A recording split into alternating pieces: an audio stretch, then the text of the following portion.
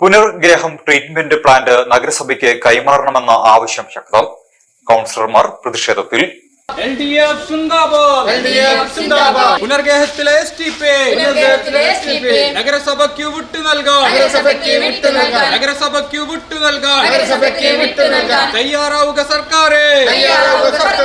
അന്ന് തീരൂ ഈ സമരം.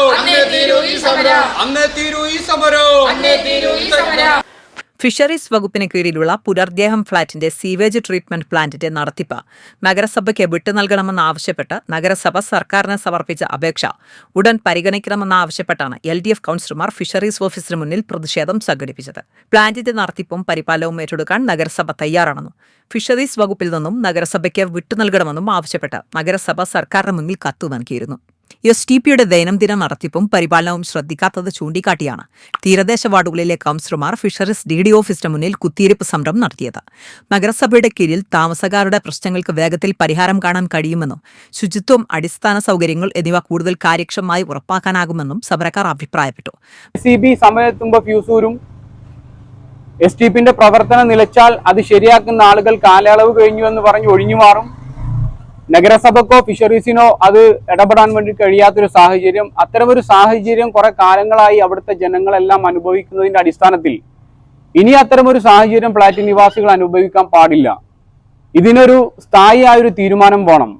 ആ ഓർഡർ നഗരസഭക്ക് നൽകിയാൽ ഇന്ന് മുതൽ അതിന്റെ പരിപാലനം ഏറ്റെടുക്കാൻ നഗരസഭ തയ്യാറാണെന്ന് പറഞ്ഞിട്ട് പോലും LSTD ഡിപ്പാർട്ട്മെന്റിൽ നിന്ന് അനുകൂലമായി മുമ്പ് സമീപനം ഉണ്ടായിരുന്നെങ്കിലും പുതിയ സർക്കാർ വന്നതിന് ശേഷം ഒരു സമീപനം അവരെടുക്കുന്നില്ല. അന്വേഷണവും അതിന്റെ പഠനവും എല്ലാം കഴിഞ്ഞു. LSTD ഡിപ്പാർട്ട്മെന്റ് എല്ലാം ഓക്കെ പറഞ്ഞൊരു വിഷയത്തിൽ ഒരു GO ഇറക്കാൻ 2 മാസം സമയം ഉണ്ടായിട്ട് പോലും പുതിയ സർക്കാരിന് സാധിച്ചില്ല എന്നത് അവരുടെ വീഴ്ചയാണ്. ഈ ദുരിതം അനുഭവിക്കുന്ന മനുഷ്യരുടെ ഈ പ്രശ്നത്തിന് സ്ഥായിയായ ഒരു തീരുമാനം ഉണ്ടാക്കുക എന്നതാണ്. ആ തീരുമാനം അറിഞ്ഞാൽ മാത്രമാണ് ഞങ്ങൾ ഇവിടുന്ന് പിരിഞ്ഞു പോകുള്ളൂ. നഗരസഭ നൽകിയ കത്തിൽ സർക്കാർ അനുകൂല തീരുമാനം കൈക്കൊള്ളുകയും പുനർഗ്രഹം ഫ്ളാറ്റിന്റെ ട്രീറ്റ്മെന്റ് പ്ലാന്റിന്റെ നടത്തിപ്പ് നഗരസഭയ്ക്ക് കൈമാറുകയും ചെയ്യണമെന്ന ആവശ്യം ഉടൻ പരിഹരിച്ചില്ലെങ്കിൽ ഈ ഫ്ളാറ്റിൽ വരും ദിവസങ്ങളിൽ ആർക്കും താമസിക്കാൻ കഴിയാത്ത അവസ്ഥയാണ് ഉണ്ടാവുക. പ്രതിഷേധത്തിന് നഗരസഭാ സ്ഥിരം സമിതി അധ്യക്ഷരായ TK മഷൂദ്, ഷനൽകുമാർ, P ഹസീന, കൗൺസിലർമാരായ ശാന്ത, പ്രണാബ്, ഷഫീഖ്, B വിമോൾ, റാഷിദ, ബെൻസീറ എന്നിവർ നേതൃത്വം നൽകി.